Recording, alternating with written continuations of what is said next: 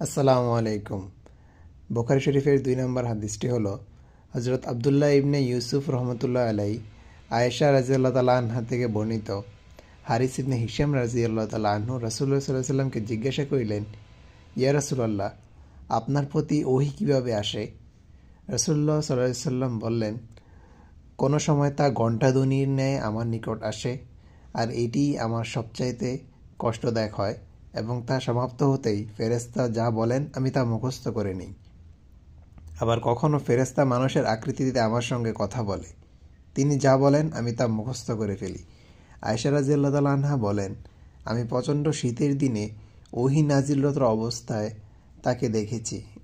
ওহী শেষ হলেই তার কপাল থেকে ঘাম ঝরে পড়ত। এই হাদিসে রাসূলুল্লাহ সাল্লাল্লাহু আলাইহি ওয়াসাল্লামের প্রতি ওহী কিভাবে নাজিল হতো তা ব্যাখ্যা করা হয়েছে। এই হাদিস থেকে আমরা যা শিখতে পাই সেটি হচ্ছে, ওহী আল্লাহর সরাসরি নির্দেশ, কোনো সাধারণ অনুভূতি নয়।